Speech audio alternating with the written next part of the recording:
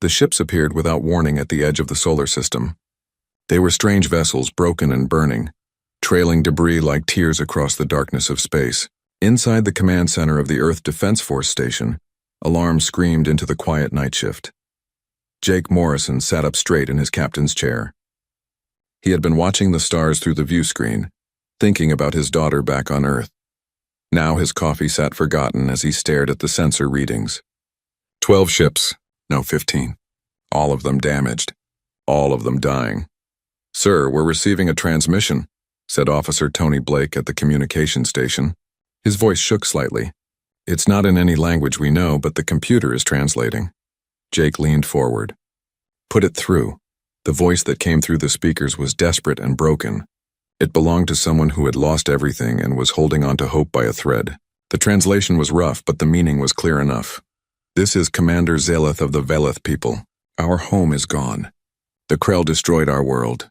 We have been running for months. We have nowhere else to go. We are 2 million souls, please. We are not warriors. We are families. We have children. Please help us." The bridge fell silent. Jake looked at the faces of his crew. They were young, most of them. They had joined the Defense Force to protect Earth from threats, not to deal with alien refugees.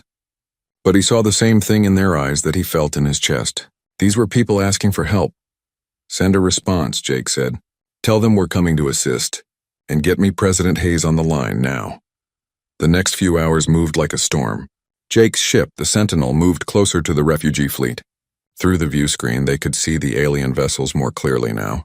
They were beautiful in a strange way, built with curves and patterns that reminded Jake of seashells. But they were falling apart. Holes in the hulls, fires burning in the darkness, people dying with every passing minute. The crew worked fast. They sent over repair drones and medical supplies. They guided the refugee ships toward Mars Colony 7, which had the space and resources to handle an emergency. Jake watched it all happen and felt proud of his people. They didn't hesitate. They just helped. On Earth, President Linda Hayes stood in the emergency council chamber. She was a tall woman with gray hair and tired eyes. She had led Earth through economic crashes and colony disputes, but nothing like this. The holographic display showed her the refugee fleet and the data streaming in about the Veleth people. "They're telling the truth," said Dr. Helen Carter, the xenobiologist who had been called in for consultation. She was young for her position, barely 30, with red hair pulled back in a practical bun. "Our scans show families, children. Their ships contain libraries, art, seeds from their world. These aren't invaders. They're survivors." Senator Greg Palmer slammed his hand on the table. He was an older man, heavy and red-faced. "And the moment we help them, we make enemies of whoever destroyed their world. We can't afford that. Earth comes first." "Earth is first," Linda said quietly. "And Earth stands for something. We don't turn away people who need help. We never have. I won't start now." The vote was close, but it passed. Earth would grant the Veleth temporary asylum. While they figured out a permanent solution, Mars Colony 7 would be converted into a refugee center. The Veleth would be fed, housed, and protected. When Commander Zaleth received the news, he wept. The translation software couldn't capture the sound exactly, but everyone who heard it understood. It was the sound of someone who had been drowning and finally reached air. The Veleth ships landed on Mars 3 days later. The colony's governor, a practical woman named Kate Stevens, had worked day and night to prepare. Warehouses became housing. The hydroponics bay expanded to triple size. Every spare bed, blanket, and meal pack was gathered and organized. When the first Veleth stepped off their ship, Kate was there to meet them. They were taller than humans, with skin that shimmered slightly blue in the light. Their eyes were large and dark, showing every emotion. They moved with a grace that seemed almost like dancing. Commander Zaleth approached Kate slowly. He carried a small child in his arms, a little one who couldn't have been more than 3 years old in human terms. The child's eyes were wide with fear and exhaustion. "Thank you," Zaleth said in broken English. The translation device on his collar helped, but he was trying to learn their language. "Thank you for our lives." Kate felt her throat tighten. She had 3 kids of her own back in the colony dome. She understood what it meant to want safety for your children. "You're welcome here," she said. "All of you." Over the next weeks, the colony transformed. The Veleth were quiet at first, staying in their assigned areas, afraid to take up too much space. But slowly they began to emerge. Velith children played with human children in the recreation domes. They didn't speak the same language yet, but they learned to laugh together. Dr. Helen Carter spent every day with the Velith, learning about them. She discovered they were scholars and artists. They had universities and museums on their lost world. They wrote poetry and studied mathematics. They were peaceful people who had never built weapons until the Krell came. "They're so much like us," Helen told Jake during one of his visits to Mars. They stood watching Velith families walk through the colony gardens, touching earth plants with wonder. They love their children. They create beauty. They ask questions about the universe. The only difference is what we look like. Jake nodded. He had been thinking the same thing. President Hayes is calling another council meeting tomorrow. They're going to decide what happens next. Temporary asylum or something more. It needs to be more, Helen said firmly. These people have nowhere to go. Their world is ash. The Krell are still hunting them. If we send them away, they die. It's that simple.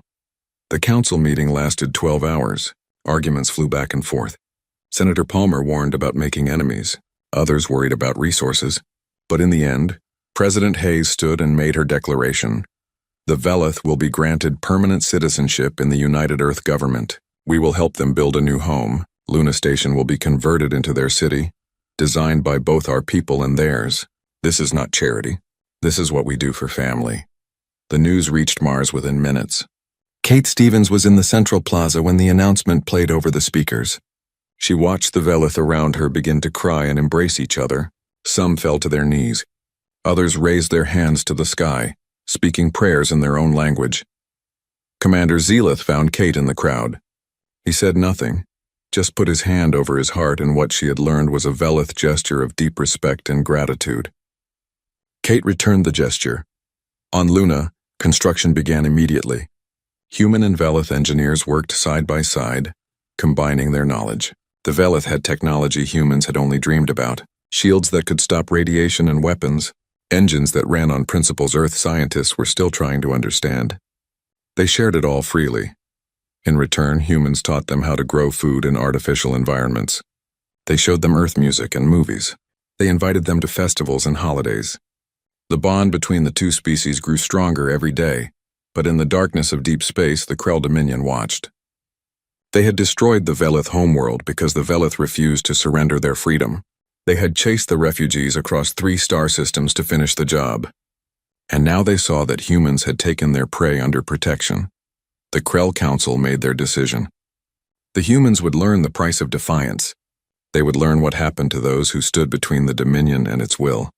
War was coming to Earth, and humanity had no idea how terrible it would be. 6 months after the Velith arrived, Luna Station had become something beautiful.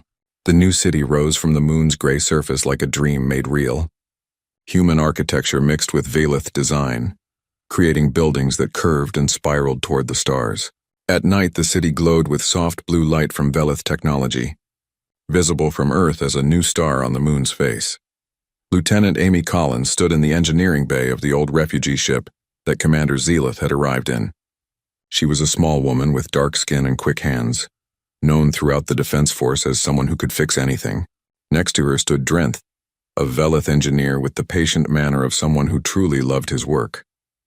"Your shield technology is incredible," Amy said, studying the crystalline core that powered the Velith defensive systems. "Our scientists have been working on this theory for 20 years. You actually made it work." Drenth's skin shimmered with what Amy had learned was pleasure. The Velith showed emotions through subtle color changes in their skin. It had taken humans a while to learn to read it, but now it was becoming second nature. "Your weapons systems are equally impressive," Drenth replied in careful English. He was one of the fastest learners, already speaking better than most Velith. "We never developed such things. We had no need, until we did, and then it was too late." They worked together for hours, combining Velith shields with human weapon platforms. The Defense Force ships were being upgraded one by one. If the Krell came, Earth would be ready, or at least more ready than before. On Earth, in a small town in Iowa called Riverside, the Bennett family sat down for dinner. The table was crowded now. There were the 4 Bennetts, Carl, his wife Susan, and their 2 boys, Danny and little Marcus. And there were the Velith family they had agreed to host. Preeth, his partner Millith, and their 3 children. At first it had been strange. The Velith didn't eat the same foods. They spoke a different language. Their children made sounds when they played that human ears weren't used to. But somehow it worked. The 2 families learned from each other. Preeth helped me fix the tractor today, Carl said, passing a bowl of vegetables. The Velith couldn't eat meat, but they loved earth vegetables. He showed me a technique with magnetic fields that doubled the efficiency. It's incredible. Preeth's skin glowed warm orange, the color of happiness. Your machines are clever, he said. Simple but effective. We made everything complex on our world. Sometimes simple is better.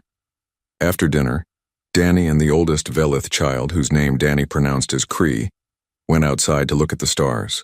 Danny brought his telescope, the one his grandfather had given him. Cree brought star charts from his destroyed world, saved on a small device.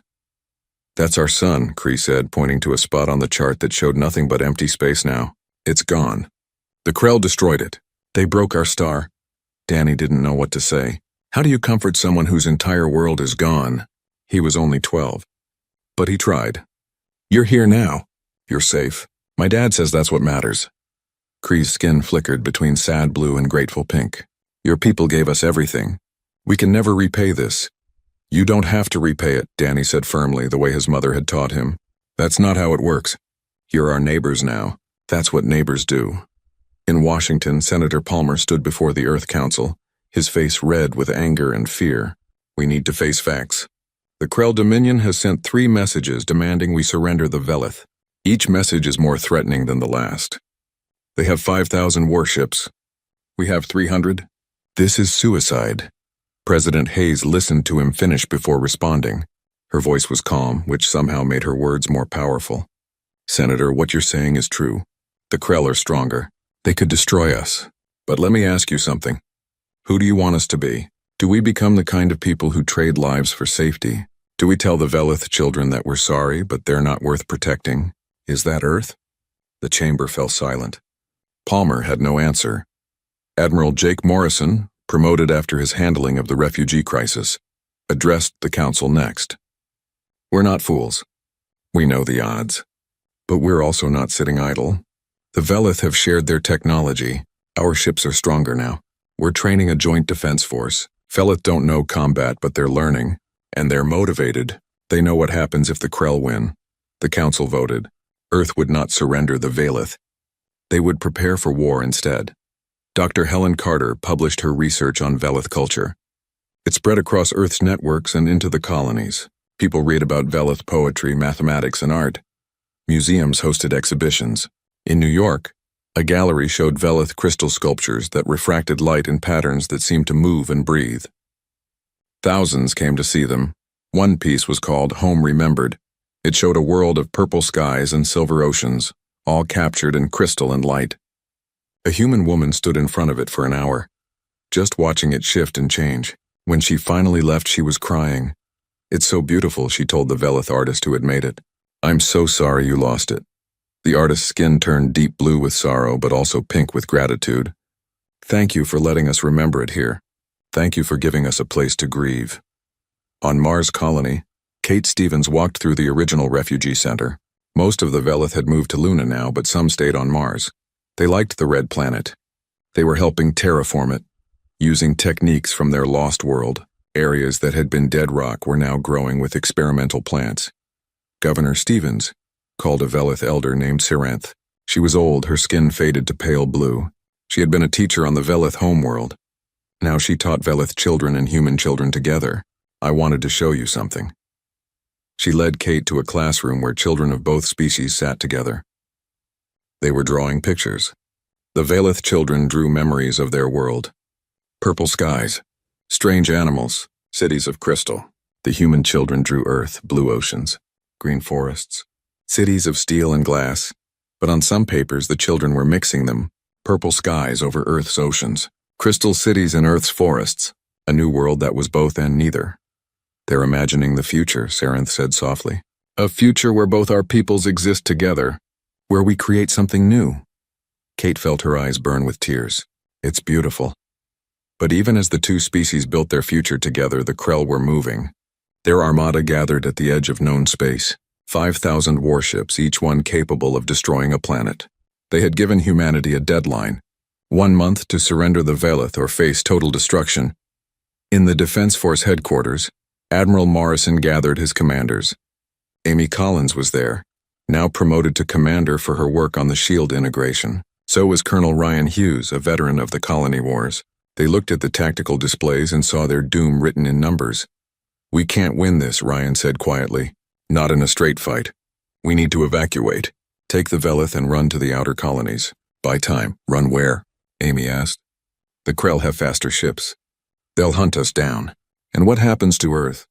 To our families?" Jake looked at both of them. "We're not running, and we're not surrendering. The Velith came to us for protection. We gave them our word. That means something. That means everything. So we die," Ryan said. "It wasn't a question." "Maybe," Jake admitted. "But we die standing up. We die protecting people who trusted us. That's worth something."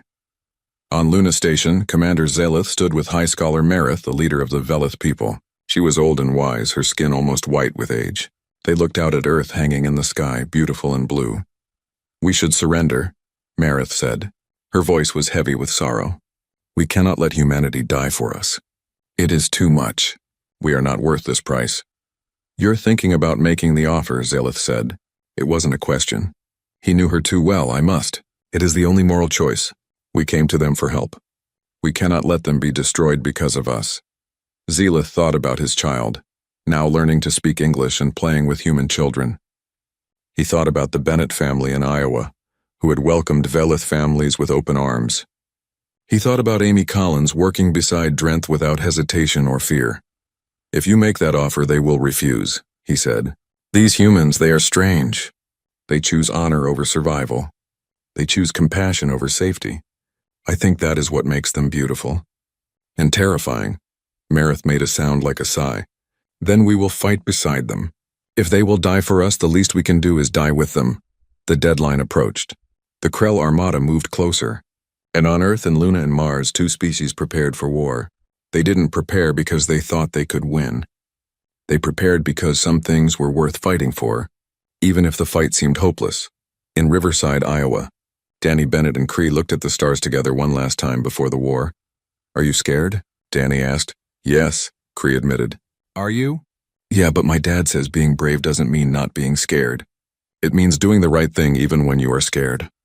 Cree's skin glowed warm pink. "Your father is wise. Like the human Admiral Morrison. Like President Hayes, you have good people leading you." "We do," Danny agreed. Then he smiled. "And now you're one of us. So we have good people too." Ambassador Victoria Price stood before the Galactic Council and felt very small. The council chamber was enormous, built to accommodate 27 different species, each stranger than the last. Some breathed methane, others floated in tanks of liquid. One species existed as clouds of gas that somehow held consciousness, and all of them were staring at her. Victoria was a career diplomat. She had negotiated trade deals and peace treaties. She had ended conflicts and built alliances. But this was different. This was 27 species who had decided that one species' survival didn't matter enough to risk their own comfort. "The United Earth government requests the Council's intervention in the matter of the Krell aggression," Victoria said, keeping her voice steady. "The Velith are refugees fleeing genocide. Earth has granted them asylum, as is our right under the sanctuary laws. The Krell have threatened us with destruction if we do not surrender the Velith to them. This is an act of aggression that the Council must address." The Jael representative spoke first. The Jael looked like walking trees, tall and ancient. Their voice sounded like wind through branches. "The Council recognizes Earth's compassion. However, the Krell Dominion is too powerful. We cannot risk war with them. This is a matter between Earth and the Krell. The Council will not intervene." One by one, the other species agreed. The Methrin, who looked like giant insects. The Korath, beings made of living crystal. The Yendi, who communicated through color changes in their translucent bodies.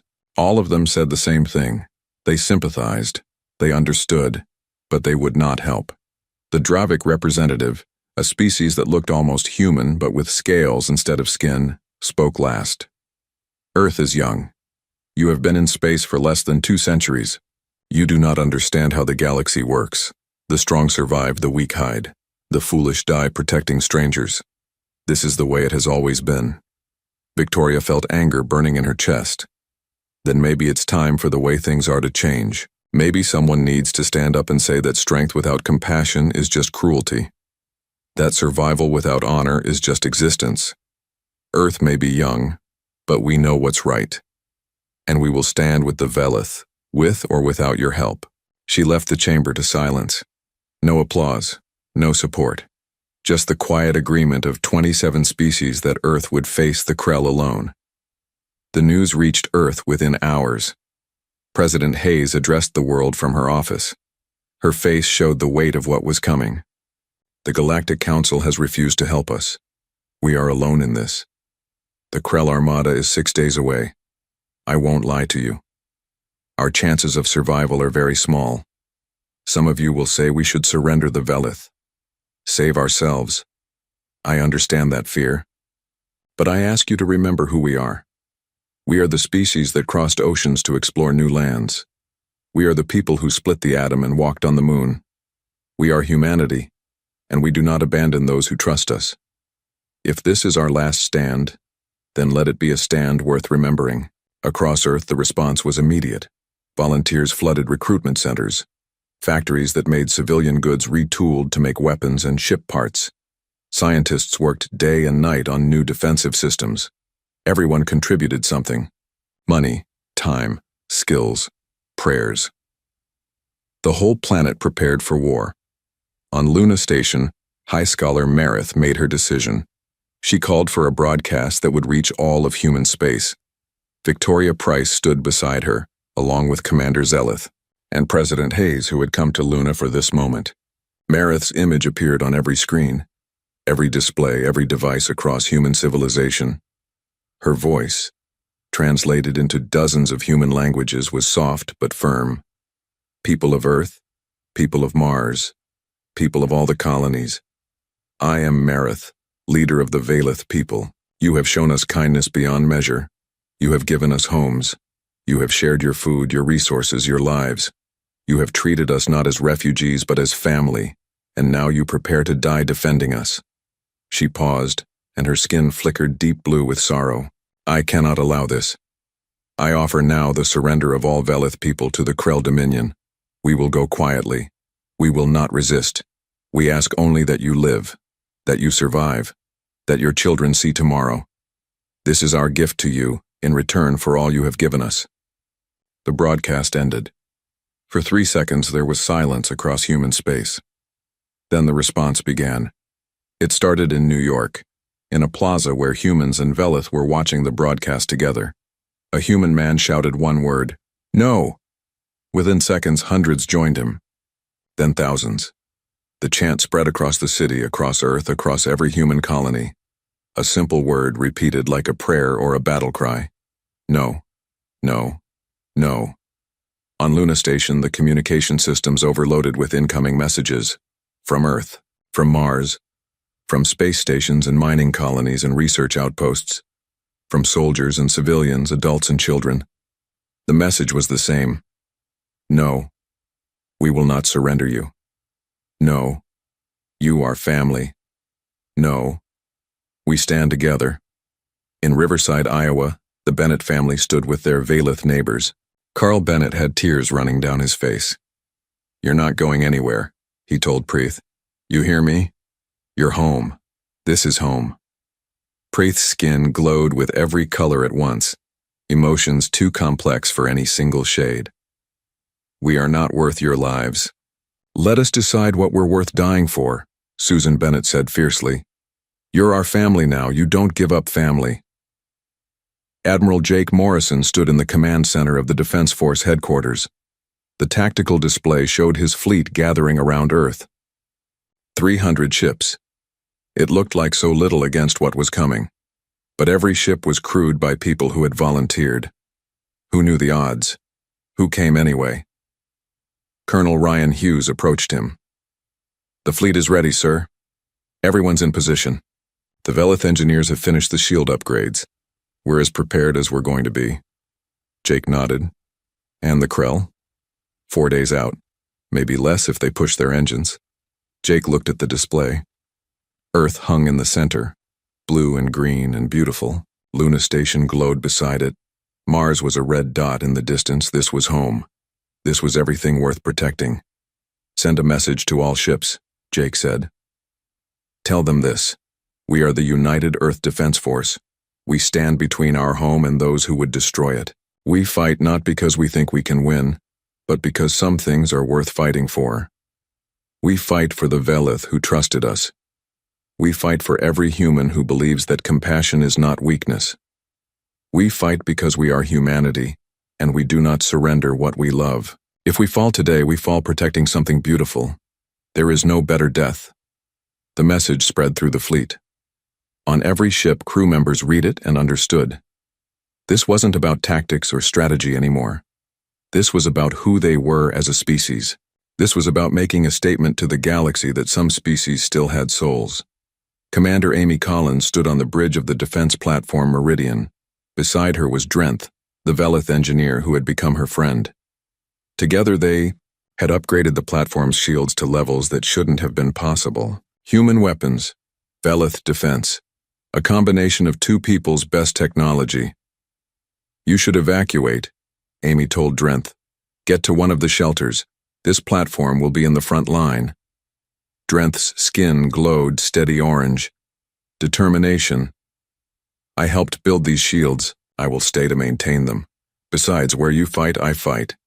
This is what friends do. Amy smiled. Yeah, I guess it is. On Earth, in cities and towns and villages, people went about preparing. Parents held their children. Lovers made promises. Strangers helped each other build shelters and stockpile supplies. The Velith worked alongside humans, contributing everything they could. No one was a refugee anymore. They were all just people, facing the darkness together. Danny Bennett sat with Cree on the roof of the barn. They could see the stars clearly from here, away from the town's lights. Somewhere up there, the Krell were coming. Somewhere up there, death was approaching at faster than light speed. I'm glad you came here, Danny said. I'm glad we met. Cree's skin flickered between sad blue and happy pink. I wish we had met differently. I wish my world still existed. But yes, I am glad too. You have been a good friend. We'll be okay, Danny said, trying to sound confident. Admiral Morrison has a plan. The shields will hold. We'll be okay. They both knew he was lying. But sometimes lies of comfort are kinder than truths of despair. On the 4th day, the Krell Armada emerged from hyperspace at the edge of the solar system. Sensors across human space detected them immediately. 5,000 warships, each one massive and bristling with weapons that had destroyed planets. They moved in perfect formation, a wall of death approaching Earth. The Krell commander sent one final message. It was broadcast across all channels, meant to break human resolve. Humans of Earth. This is your last opportunity. Surrender the Velith refugees within the next 6 hours, or we will destroy your world. We will burn your cities. We will shatter your moon. We will leave nothing but ash and silence. You cannot win. You cannot survive. Give us the Velith or die. Admiral Morrison stood on the bridge of his flagship, the Horizon. Around him, his crew waited for orders. Outside the view screen, he could see Earth hanging in space. Home. Everything that mattered. He opened a channel to every ship in the fleet, to every defense platform, to every colony and station. The first shots were fired at 0600 hours Earth Standard Time. The Krell plasma cannons lit up the darkness like new stars being born. Each blast carried enough energy to vaporize a city block. They fired in waves, thousands of weapons speaking as one, turning space into an ocean of fire. Admiral Jake Morrison gripped the arms of his command chair as the horizon shuddered under the impact of near misses. The Velith shields held, glowing brilliant blue as they absorbed the energy, but he could see the power readings dropping.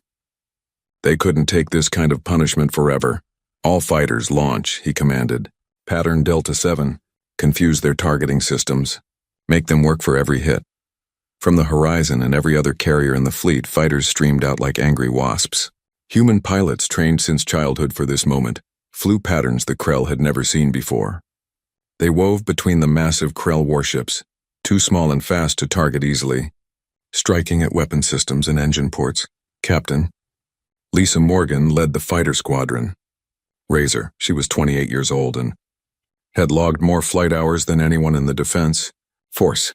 Her hands moved across the controls, like she was playing music, dancing her fighter through space in impossible patterns. Razor 3 and 4 with me, she called over the comm. We're taking out that command carrier's forward guns. Stay tight and don't get brave. The 3 fighters dove toward a Krell warship the size of a small moon. Point defense fire filled the space around them with death.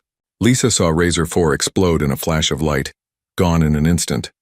She kept flying. There was no time for grief. Not yet. They reached the command carrier and fired their missiles into the gun ports. Explosions rippled across the Krell ship's hull. It wasn't enough to destroy the ship, but it would be hours before those guns could fire again. Small victories. That's all they could hope for. On the defense platform Meridian, Commander Amy Collins watched her displays with growing horror. The human fleet was dying. Ship after ship went dark as Krell weapons found their targets. The mathematics were cruel and simple. The Krell could lose 20 ships for every human ship and still win easily. Shields down to 40%, Drenth reported from beside her. His skin was pale with fear, but his hand stayed steady on the controls. If we don't rotate the power cells soon, we'll lose the whole array. Do it, Amy ordered. And prep the backup generators. We're going to need every bit of power we have. Below them on Earth, people watched the battle unfold on screens and displays. In Riverside, Iowa, the Bennett family huddled together in their shelter. The adults tried to stay calm for the children, but everyone could see the truth in their faces. This wasn't going well. Carl Bennett held his youngest son Marcus close. The boy was only 6. He didn't really understand what was happening, but he knew everyone was scared. "Dad, are we going to die?" he asked in a small voice. Carl wanted to lie, wanted to promise everything would be fine, but he had always told his boys the truth. "I don't know, buddy, but the good people up there are fighting real hard to keep us safe, and that's all anyone can do. Their best." On the horizon, Admiral Morrison's tactical officer called out damage reports in a steady stream. The carrier Defiant was gone. The cruiser Saturn's Pride was crippled and drifting. The destroyer line was down to half strength, and they had been fighting for less than an hour. "Sir, the Krell are pushing toward the inner system," Colonel Ryan Hughes reported. His voice was tight with stress. "They're going to bypass the main fleet and head straight for Earth." Jake made a decision. "All remaining ships fall back to Earth orbit. We make our stand there. Tighten the formation. Make them fight through us if they want the planet." It was a retreat, but also a statement. The Krell would have to destroy every human ship if they wanted to reach Earth, and every ship they destroyed would cost them time and resources. Even in dying, humanity would fight. The Krell commander watched the humans fall back and felt something like respect. These primitives should have surrendered already. Any rational species would have. They were losing badly. Death was certain. Yet they kept fighting. It was foolish, admirable, and ultimately pointless. "Continue the advance," the commander ordered. "Destroy the human fleet, then the planet. Show the galaxy what happens to those who defy us." On Luna Station, High Scholar Marith stood in the observation dome, watching the battle through telescopes and displays. Her people gathered around her, watching humanity die defending them. The guilt was almost physical, a weight pressing down on her old body. Commander Zelith appeared beside her. The Bennett family sent a message. "They said to tell you that little Marcus drew a picture. He drew humans and Valeth holding hands under a big sun. He said it's what tomorrow will look like." Marith's skin flickered with every color of emotion. "There may not be a tomorrow, not for any of us." "Then let today matter," Zelith said quietly. "Let what humanity is doing matter. They are teaching the galaxy something important. That some species still have honor, still have courage, still believe that protecting the weak is worth dying for." Back in the battle, Captain Lisa Morgan's fighter was running on backup power. Her shields were gone. Her weapons were down to 30% capacity. But she was still flying, still fighting. "All Razor units form up on me," she called. "One more run. We're taking out that flagship's bridge." Only 3 fighters responded.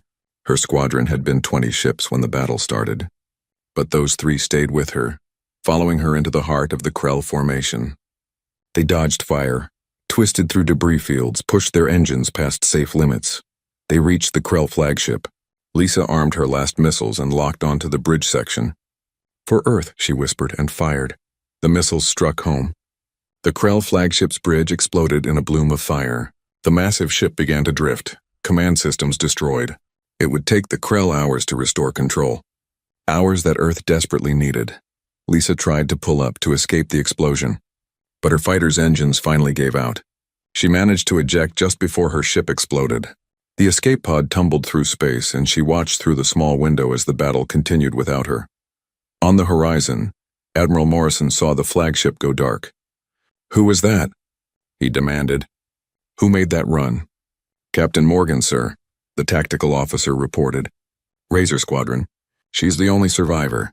We're tracking her escape pod." Jake felt pride and sorrow war in his chest. So many good people dying. So many brave souls giving everything. "Send a recovery team if we survive this."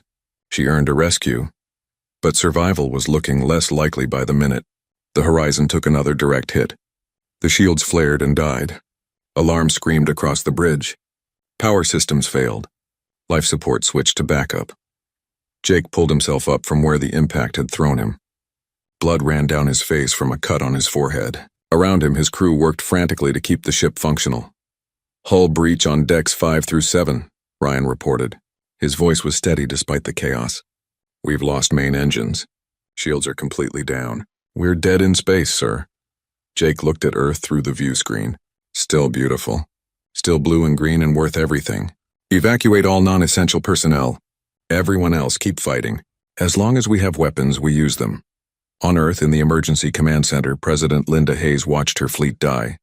Each ship lost was hundreds of lives. Thousands of people who had volunteered to stand between their home and destruction. She wanted to scream, to cry, to rage against the unfairness of it all.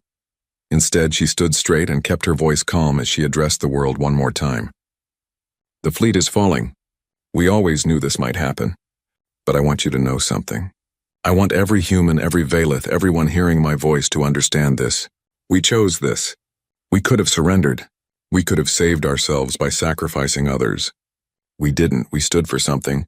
We showed the galaxy that Earth stands with the helpless, that we protect those who trust us.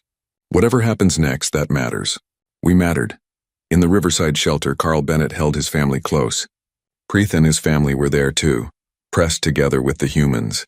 Two species different in every way, holding on to each other as the world shook from explosions in orbit. "I'm sorry," Preeth said, his skin deep blue with grief. "I'm so sorry we brought this to you." "Don't be," Susan Bennett said fiercely. "We made our choice. We'd make it again." Danny held Kree's hand. The two children sat together, not speaking, just being there for each other. If these were the last moments, at least they were together. In space, the Krell advanced. The human fleet was scattered and broken. Victory was minutes away. The Krell commander prepared the order to begin planetary bombardment. Earth would burn. The Veleth would be captured and executed. And the galaxy would remember what happened to those who defied the Dominion. But something unexpected happened. On the edges of the battle, sensors picked up new contacts. Ships emerging from hyperspace, dozens of them. Then hundreds. Then thousands. The Krell commander stared at his displays in confusion. These weren't human ships. These were Zithrine battlecruisers, Morithian war platforms, Dravik destroyers, ships from a dozen species all converging on the battle. Admiral Morrison saw them too.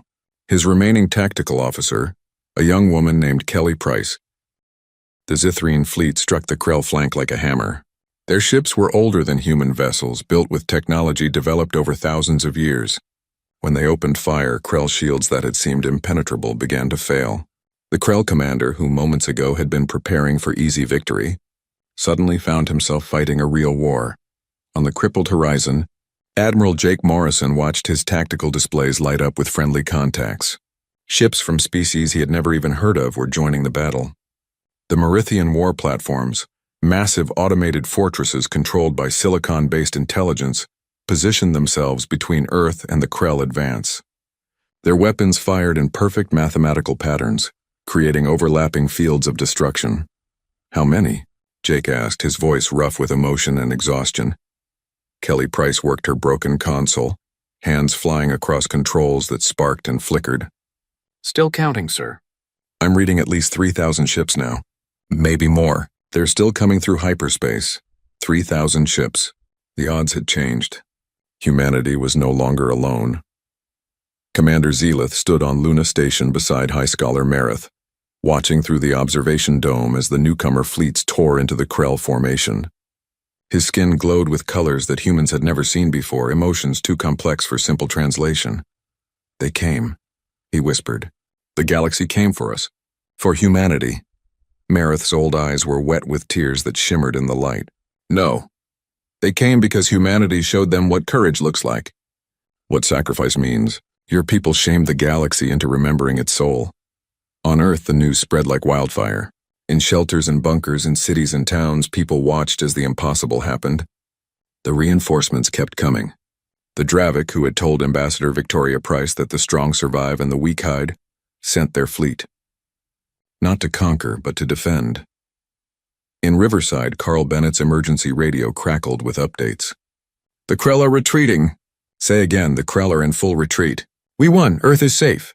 The shelter erupted in noise. People crying, laughing, holding each other. Preeth and his family were surrounded by humans, everyone embracing. Species barriers forgotten in the joy of survival. Little Marcus Bennett climbed onto Kree's shoulders, both children laughing and shouting victory. Carl found himself shaking, the stress and fear of the past hours finally catching up to him. Susan held him as he sobbed with relief. We made it, she kept saying. We all made it. In space, the battle continued, but its outcome was no longer in doubt. The Krell had expected an easy massacre. Instead, they faced a united coalition of species who had remembered what it meant to stand for something. The Krell commander made the only logical choice. He ordered a full retreat, but the Allied forces didn't let them go easily. The Zithrene, remembering their lost colonies, pursued the Krell with fury. The battle became a rout. Krell ships that had seemed unstoppable hours ago now fled in disorder. Some surrendered, others fought to the last. By the end, the Krell had lost over half their armada. Admiral Morrison sat in his damaged command chair and watched the Krell flee. Around him, his bridge crew worked to keep the horizon functional. They had power. They had life support. They had survived. That was enough. Sir, we're being hailed by the Zithrene flagship, Kelly reported. Put them through. The Zithrene commander appeared on the view screen. Varenth was an impressive figure, tall and covered in what looked like scales made of metal.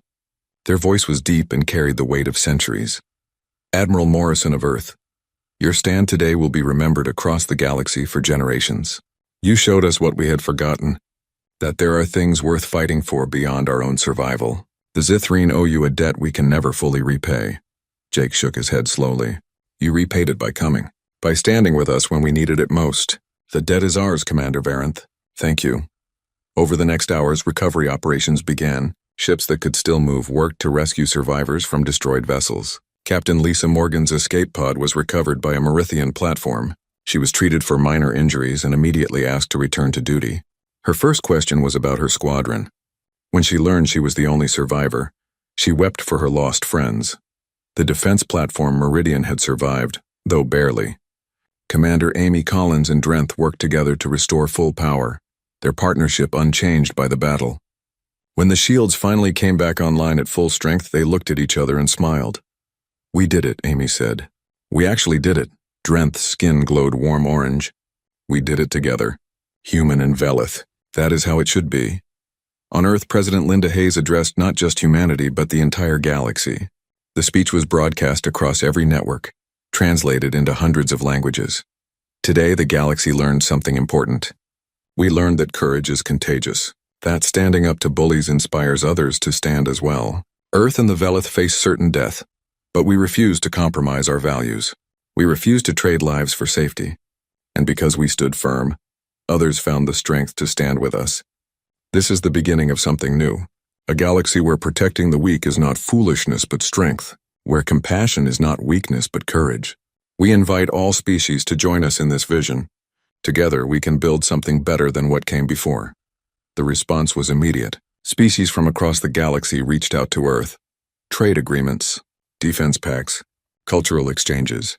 The humans who had been alone and unknown just months ago suddenly found themselves at the center of a new alliance. Ambassador Victoria Price returned to the Galactic Council, but this time she wasn't asking for help. She was proposing something radical. A new law. The Sanctuary Accords. The council chamber was packed. Species who had refused to help Earth now listened as Victoria laid out the proposal.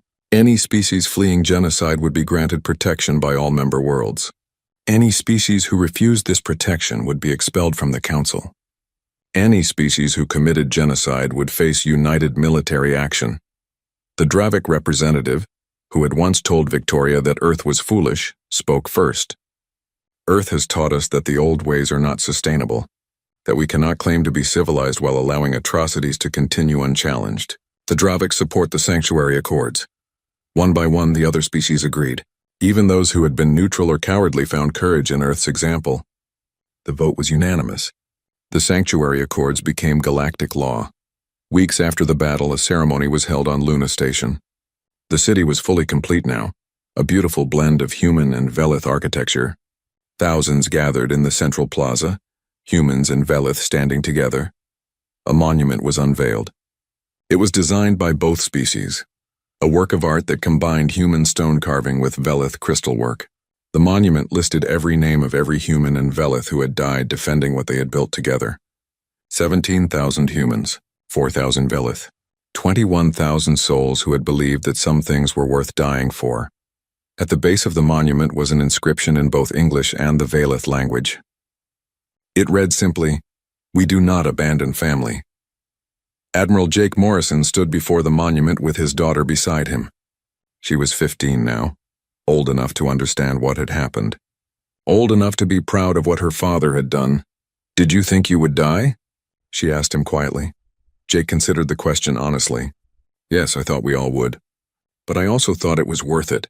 That protecting the Velith, showing the galaxy what Earth stands for, that mattered more than my life, more than any of our lives. Was it worth it? Losing so many people?" "I don't know," Jake admitted.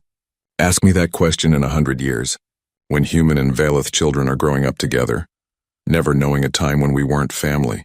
When the Sanctuary Accords have saved other species from genocide, when the galaxy has become a little bit kinder because of what we did, maybe then I'll know if it was worth it." In Riverside, Iowa, life returned to something like normal. The Bennett family and their Velith neighbors worked the farm together. Preeth's understanding of magnetic fields had tripled their crop yield. Carl's knowledge of earth plants had helped Preeth create a garden that grew both earth and Velith flowers. Danny and Cree were best friends now, inseparable. They went to school together, played together, dreamed together about the future. One night, sitting on the roof of the barn like they had before the battle, Cree spoke quietly.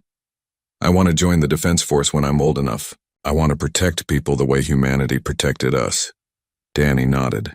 "Me too, we could serve together. Human and Velith, just like the monument says." "Family," Cree said, his skin glowing warm pink. "Family," Danny agreed. Dr. Helen Carter published a new book. It wasn't about Velith biology or culture this time. It was about what happens when two species choose to stand together, how shared values create bonds stronger than biology, how the choice to protect each other had transformed both humans and Velith into something greater than they had been apart. The book became required reading across human space and eventually across the galaxy. Other species began to wonder if they could build similar bonds with their neighbors. The idea of multi-species cooperation, once seen as naive idealism, became practical reality.